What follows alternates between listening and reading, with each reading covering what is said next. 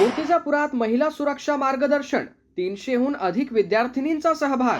Cyber फसवणुकीपासून सावधान, पोलिसांकडून महिलांना महत्त्वाचा संदेश. मूर्तिजापुरात महिला सक्षमीकरण आणि सुरक्षा या विषयावर विशेष मार्गदर्शन कार्यक्रमाचे आयोजन करण्यात आले.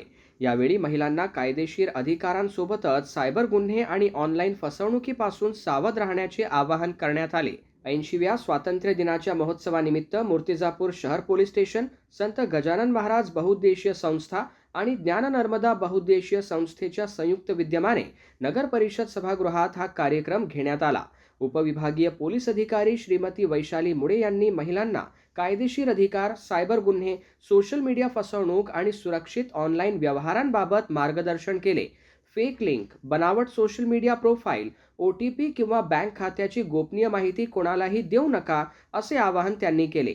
आपत्कालीन परिस्थितीत महिलांनी डायल 112चा वापर करावा, तसेच महिला सुरक्षा QR कोड प्रणालीचा लाभ घ्यावा, अशी माहितीही देण्यात आली. या कार्यक्रमाला मूर्तिजापूर शहरातील विविध शाळा आणि महाविद्यालयांमधील 300हून अधिक विद्यार्थिनींनी उत्स्फूर्त सहभाग घेतला.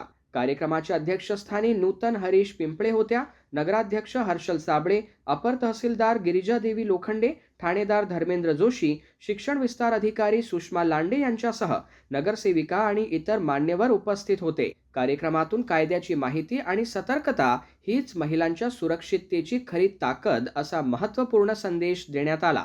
अहम रजा, RCN न्यूज, मूर्तिजापूर.